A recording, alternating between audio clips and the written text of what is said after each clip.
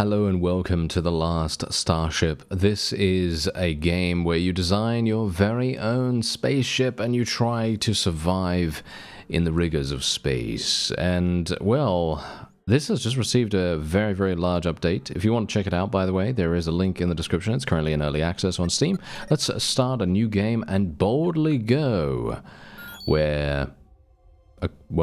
quite a few people have gone before, I believe, because the game's actually quite popular, so yeah, that's what we're going to be doing. It is the 23rd century. Humanity has colonized the stars. Millions now thrive on distant worlds, living hundreds of light years from Earth.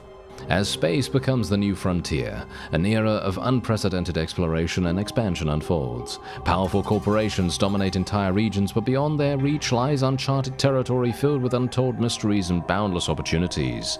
The CEO of the Interstellar Mining Corporation has issued a daring challenge: build a stargate powerful enough to reach our nearest galaxy. With trillions in funding up for grabs, the stage is set for fearless adventurers to forge their own path in the cosmos. Will you rise to the challenge and chart your own course among the stars? And that is exactly what we will be attempting to do. Oh yes. Now, this game has an exceptional amount of sandboxy content, which I personally really enjoy.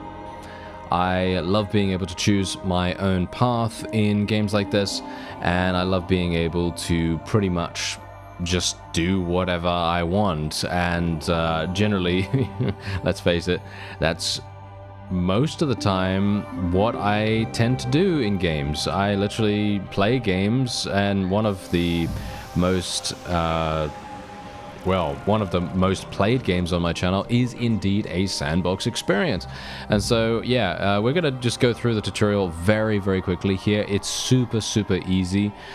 At least initially it might be a little bit overwhelming, but this is the reason why I want to go through the tutorial with you. I already know how to do this kind of stuff, but it's going to be kind of important to know it anyway, and I guess maybe you're going to go through this anyway as it is, but yeah. Anyway, we're going to just install the reactor really quickly here. As you can see, the reactor needs fuel, so now we are going to install the fuel loader, and you can see there, we're just going to put that in there. And our little crew members are going to do that wonderful stuff. Then we're going to be getting the pipes, and we're just going to draw it all the way along there, and that's it. Done. Super nice and easy, right? Yeah. They're color-coded, so fuel lines are yellow, as you might expect, and energy, or cables, are indeed red. So, very useful there. Okay, so we can now install an air duct, and we're just going to be putting that around about there. That seems about fine, and we should probably get some pipes to go around about here, shouldn't we? Yeah, we need some fuel over there. We need some fuel over here. These are the engines, by the way. This is going to be very important for us. Let's get the oxygen up and running. Let's get this. There we go. And then there we have it. Okay, so the engines are now done too. Hilariously enough, I think I might be going a little bit too quickly for the tutorial here, so it's probably not the best idea for me to do that, all things considered, but as I say, I have been playing this game for the last, hour or so, because I have just been getting quite addicted to it, actually, because it is one of those. It's one of those games where you kind of go, oh, but I want to see what happens next. I want to see what's over here. I want to explore. I want to find out what happens, and, all that stuff. So, yeah, the atmosphere will now be breathable. You can see here on the left side of the screen, there's a bunch of different resources, and we obviously want to try to make as much cash as possible. There we go. The ship has 2 factory-fitted engines ready to go, and they require power. Obviously, I've already done that, because obviously, as you saw there, I connected them with the cables and the various other things, so it's obviously fantastic. Now, there is a tactical mode. Now, this tactical mode is indeed, as you might expect, used for combat. There is combat in this game. Real-time combat with active pause. If you prefer doing that, then you can obviously do that however you like. So we're just going to go into the tactical mode. So this is your tactical mode right here. You could see exactly everything that you need to know. and we're going to be increasing our throttle. You can see here, you could just click on the plus icon, or you can click and drag along the bar and increase it or decrease it at will. And you can see your velocity and your evasion on the right side of the screen. So the faster you go, the higher your evasion percentage, which is very, very nice. And we can also turn by clicking. There you go, look at that. We can send our ship to a specific location by right-clicking. Try setting a destination by right-clicking in the tactical view. Well, let's go over here, I guess. Exit tactical mode by clicking the button again or pressing that, and then the ship is going to immediately go over there. Your crew will continue to operate the ship and keep the engines running as you travel around. Try flying around the system until you have a handle on the controls. When you're ready, bring the ship to a stop. Yeah, so basically you could just do whatever you want. As you see here, if I want to go really, really fast, then they'll just automatically do whatever we want to do here. They'll just automatically decide on what they want to go for. Unfortunately, we did just suffer a power cut, which is actually hilarious. But anyway, you can actually solve those kinds of things by getting batteries and various other backup systems and so on and so forth. You know, obviously you can do that kind of stuff because this is indeed a ship construction game. But yeah, anyway, what we're going to do is we're going to take a contract. There's a bunch of different contracts and you can rank up in a variety of different specialties. So for example, the ability to transport people, that increases your humanitarian rank, and if you take cargo, that's going to increase your logistics rank. There are also mining contracts and things like that as well, and I personally really like the mining in this game. I haven't really done it yet, but I can imagine that it's going to be very satisfying, because I actually on my previous ship I had 2 mining lasers on the front of my ship. And I was just getting carried away with doing the story and, you know, finding out all these really cool little references to various sci-fi shows, most notably Star Trek. And it's just fun. It's just absolutely fun. Yeah, so anyway, we are going to now need to buy an FTL drive. So this is the trade screen, as you can see right here. There's a massive amount of stuff to buy. Energy, propulsion, habitation, defense, industry, and all the rest of these things. Now, we need to buy an FTL drive, which is going to be 150,000, but we also need FTL charges, of course. So what I'm going to do is I'm going to buy a bunch. I'm going to buy a huge amount because we are going to need quite a lot of FTL charges, and then a shuttle will deliver that stuff to us, as you can see right there, and then we can now install the FTL drive. I'm going to put my FTL drive in the back over there, and then we can indeed connect it to our power supply. There we go. And we can also tell them to store the FTL charges right next to the FTL drive, which is over here. And you can select these things, as you can see right here. You could just select them however you so desire. So if you have something very specific that you want to store in a certain place, then you could very easily do that just by highlighting one and then just clicking and dragging and making a zone. It's super nice and intuitive, very easy to do.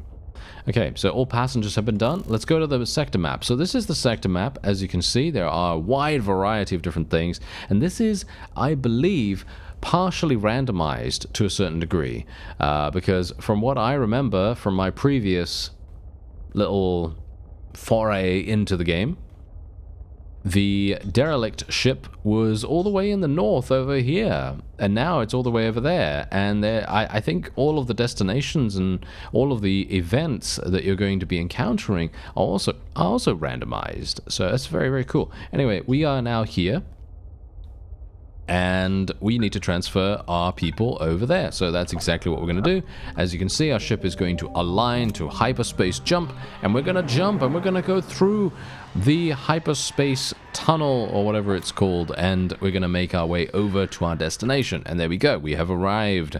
We now need to turn in our contract, and we can just click on deliver, and that's it. Wonderful, isn't it? Yes, it's so incredibly satisfying. And don't even get me started on the fact that you can fabricate your very own ship if you so desire. There is also a workshop available for the game. So, for example, you can literally download or indeed import various community-created ships, and you can then fly around with something like the Millennium Falcon if you want to do that. You can fly around with, well, probably pretty much anything your heart desires, and I think that that is absolutely fantastic. Now, obviously, as you see right here, the more that you do a certain kind of mission, the more that your rank is going to increase, and when your rank increases, you gain access to more difficult and lucrative missions. And there you go. We've covered the basics. You've learned how to install and navigate space. The career you choose is now up to you. There are many opportunities to choose from, and you'll learn more as you work. And many different types of contract are now available to you. However, you must stay alert, Captain. There are reports of even more lucrative opportunities that you'll have to find by yourself. Indeed. Keep an eye out for special systems on the map. You never know who or what you may find there. Whatever you choose, more instructions will be given when required. It's up to you what you do next. And there you go. That's it. Super fast, very succinct, very intuitive tutorial. And I personally very much appreciate that because, no offense, I really find certain tutorials to be more difficult to understand than the actual game itself. I don't know why. Maybe that's just me. Anyway, Captain, I'm the Chief of Security for this sector, and I need your help. All across the sector, there are people in trouble who need our assistance. I'm spread too thin. I can't be everywhere. You're more than capable, and I'll be there to offer advice when I can. If you choose to help, I have marked the locations on your map as gold highlights. Thank you, Captain. Alright, so you've marked it as gold highlights.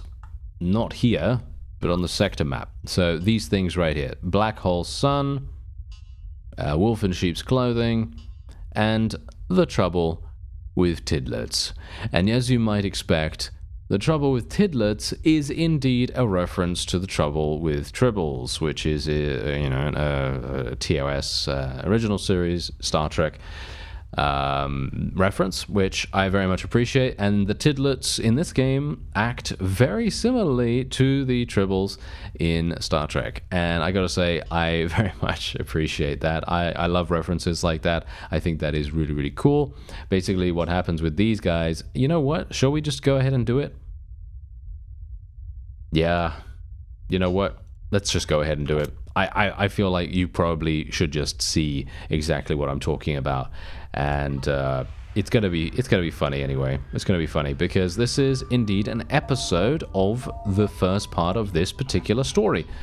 What is a ship like yours doing all the way out here? Maybe you can help. I'm looking for creatures that usually live on small, isolated asteroids like the one in this system. If you find anything, make sure to tell me.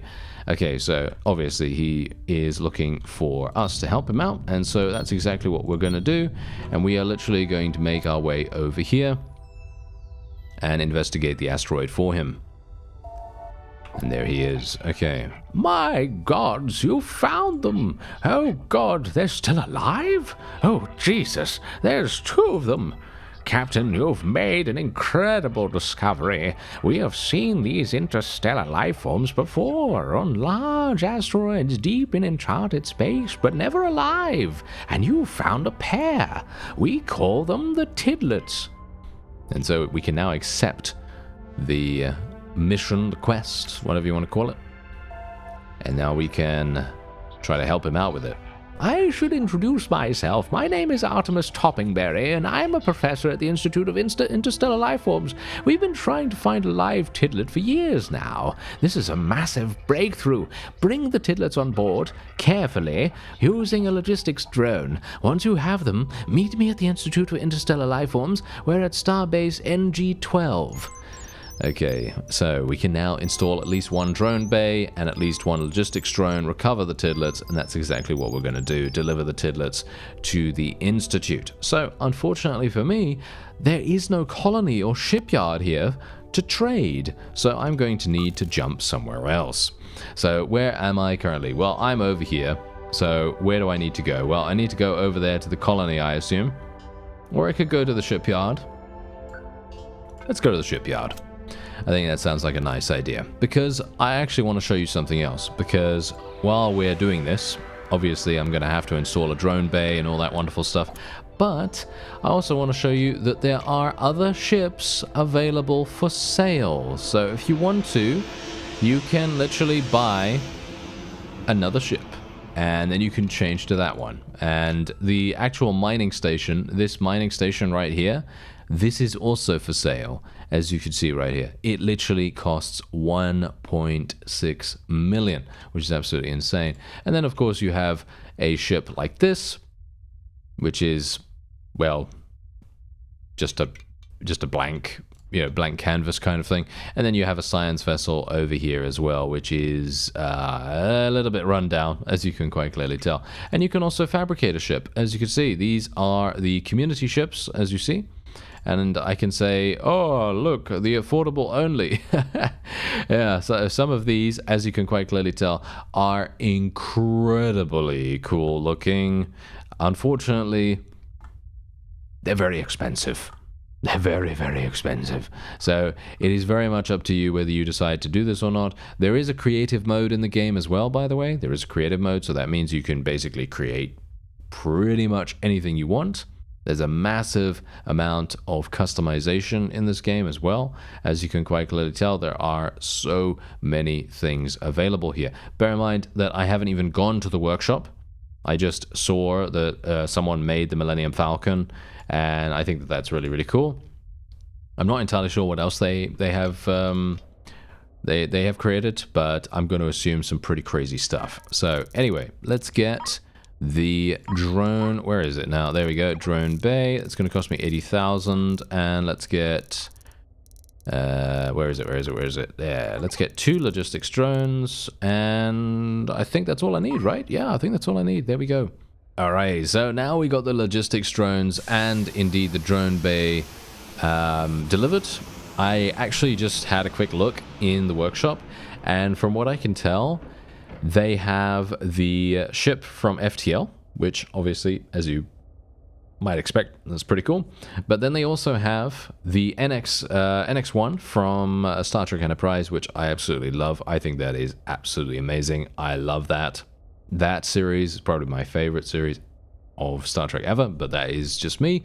Obviously, I am in the minority when it comes to that. Anyway, apart from that, they also have Voyager. They have Star Trek Voyager, so if you're a fan of Voyager, then there you go, you can play with that. They even have the Star Whale.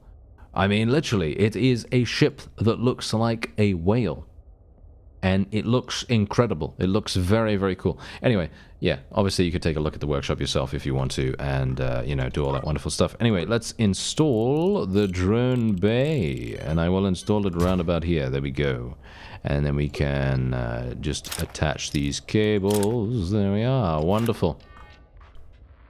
Perfect. Okay, so that is absolutely fantastic. That is now done. And we will now be able to go back to the system. And my drones just went out and got the tidlets, and as you can see, they are now inside our ship. And you can zoom in a massive amount, by the way, as you can quite clearly tell. You can zoom in a massive amount, you can zoom out a massive amount. It's absolutely crazy how much you can actually see in this game. So anyway, we are now done with this, and we can now make our way back over to, oh wow, that is a very far distance. Okay, that is actually not going to work. I'm going to tell you, should I tell you? It's a bit of a spoiler.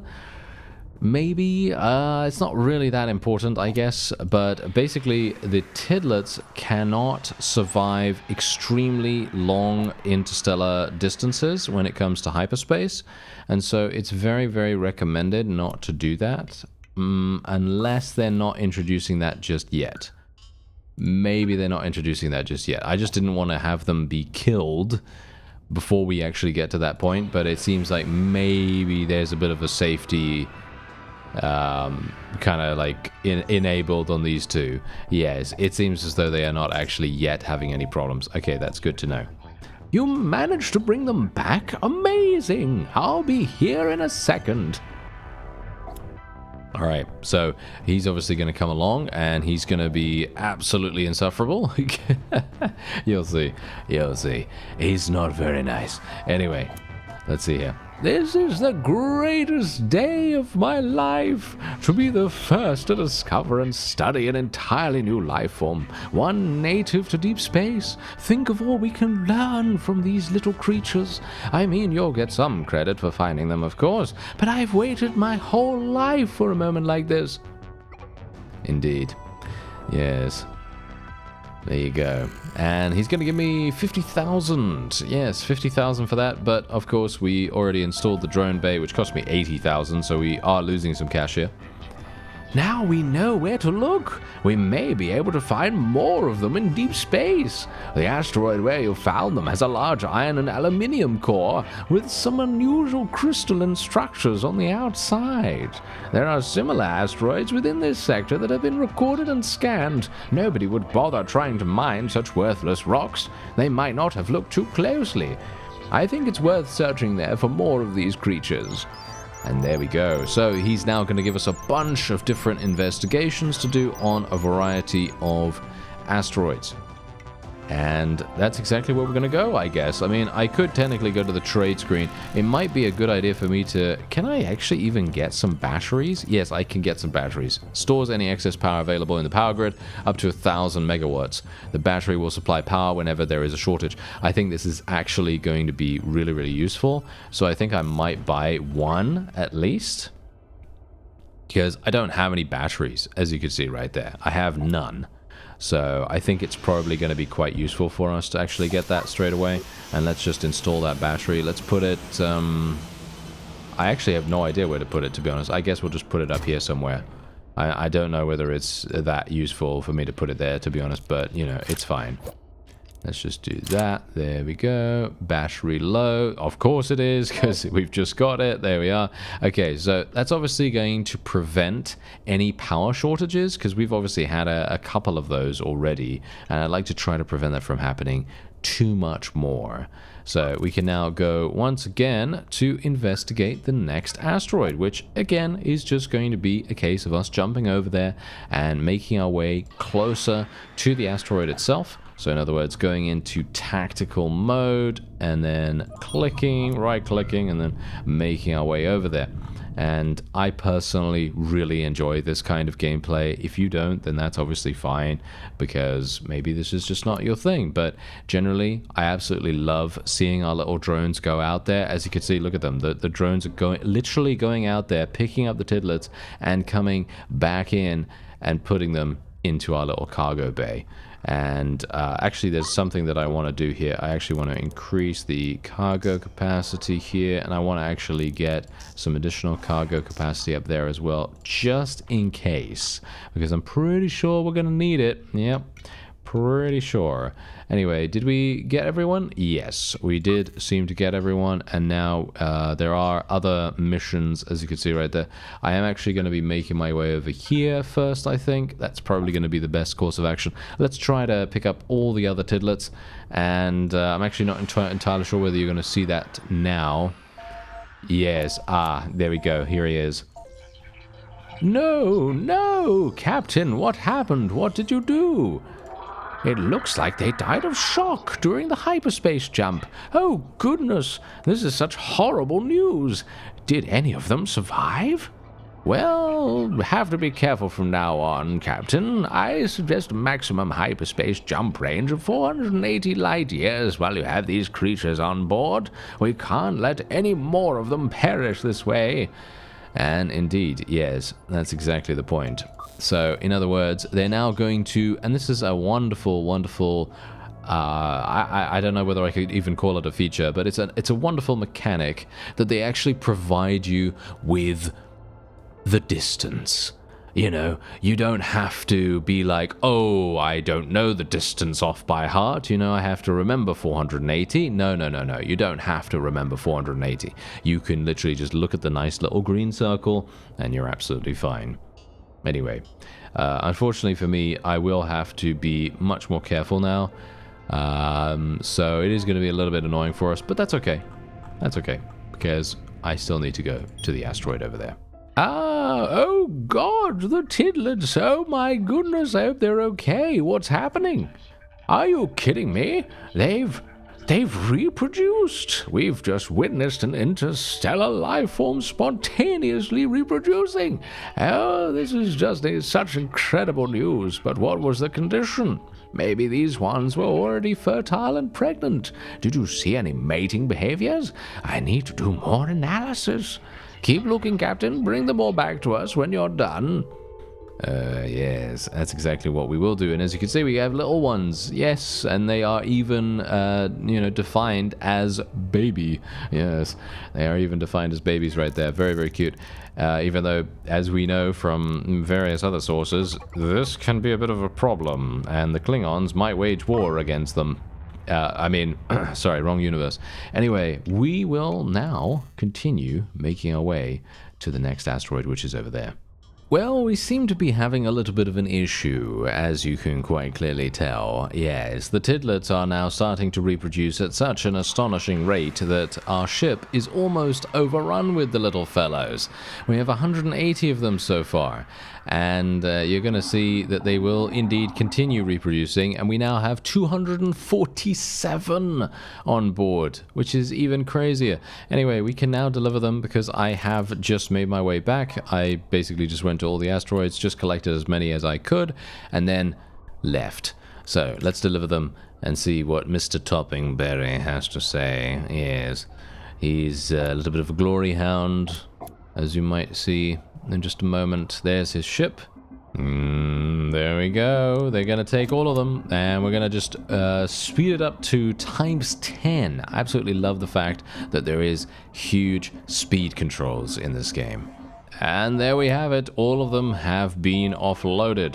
Incredible work, Captain. I can't believe how much we've seen in such a short period of time. I've been analyzing the onboard sensor data while you've been traveling around. They don't exhibit any sort of physical mating behavior, but there is a detectable energy exchange going on, and always between groups of 3. They must be reproducing through some form of telepathy, and only in triplets and only in hyperspace. No wonder they're such a rare creature. These findings will make an incredible research paper, Captain. I'll be sure to credit you as the pilot who found the first living specimens. I would offer to name the creatures after you, but they already have a name, so apologies for not being able to honor that tradition. You'll be getting a call from Dr. Swanson very soon. He funds my lab and all of my research. I've talked him into directing some of our research grant to you as a fair reward. Yes, a fair reward. Yeah, you'll see exactly why. That is not exactly... the reward is good, don't get me wrong, and I think that Mr. Swanson, or shall we say Dr. Swanson, is a relatively nice fellow in comparison to the other guy. You'll see why. Captain, on behalf of the Institute for Interstellar Life, thank you. A monumental discovery. Now let's talk real. Scientists like Artemis like to take all the credit and bask in the glory of their peers.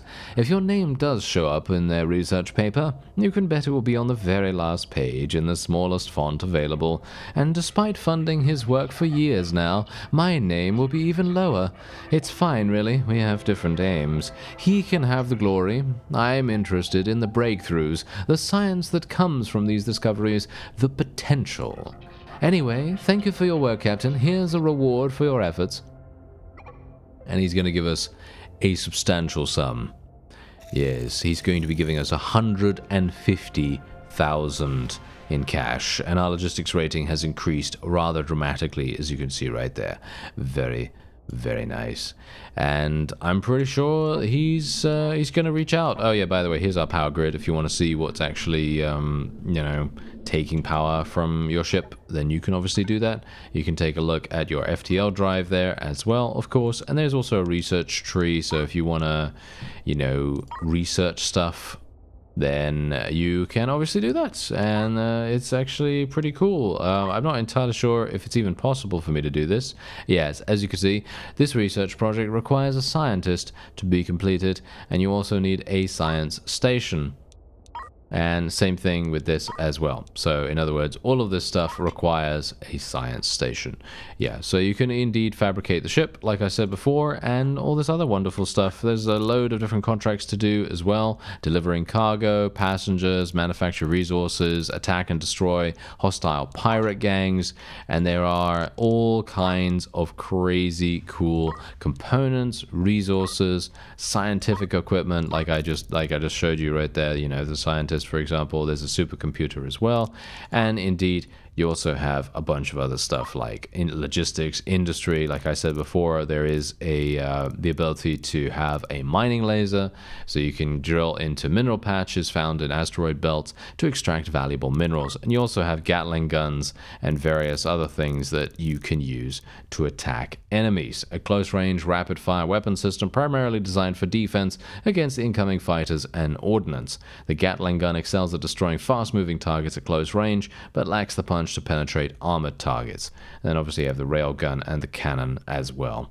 So there's a huge amount to do here, and this is only early access. Bear in mind that obviously the game is not going to be super long as far as I am aware. I believe that the story missions and so on and so forth are not too long. I'm not entirely sure, but obviously I haven't really played it as long as I would want to. This is one of those games that I absolutely love because it just, as I said before, it allows you to just choose whatever you'd like to do, and it does have some story available as well, which I personally really very much enjoy. And this is also the reason why I'm not a big fan of this fellow here, as you'll see just now. Captain, we're hoping to run some more experiments on the new life form I discovered, the toppingberry tidlet. If you could visit my institute, I have a contract that may be of interest to you. And indeed, as you can quite clearly tell, he is a bit of an idiot. Yeah. Anyway, they're gonna give us some stuff. Welcome back, Captain. I must say, the corridors at the Institute have been alive with excitement over this wondrous new life form. My paper has already been provisionally accepted into all the top nature journals, which makes me so proud. The word on the grapevine is that the Nobel Prize Committee may be looking at our work. Exactly, so we must continue this important research. We have a great deal of data already, but we need to take some more measurements and refine some of our estimates. We are particularly interested in their reproductive process. We're going to send you a batch of toppingberry tidlets, and we want you to run a series of tests on them under hyperspace conditions. We're also sending you a pair of specially modified science stations with a sensor attuned to their telepathic reproductive process. I wrote the firmware myself. We will be able to see deep into their minds when this magical process takes place. And there we have it. We need you to take the tidlets on a series of specific hyperspace jumps. We will be recording the effect on their reproductive process and on their physiology, or, well, most of these experiments can be done hopefully without any harm coming to the creatures. We need to zero in on exactly how long the tidlets can survive in hyperspace. This will regrettably require you to jump beyond the safe distance and to record the effect on their telepathic process. Some of the tidlets may be lost in the process of this experiment. In the process, even. That does make me quite uncomfortable. But with your permission, we can begin. Install the new sensors first, Captain, and be sure to stock up on FTL fuel if you need to. 3 or 4 jumps ought to be enough. Yes, spoilers, you're going to need more than 5, in my opinion. I mean, it's not super dangerous, but if you do get trapped out there, that would be very bad, wouldn't it?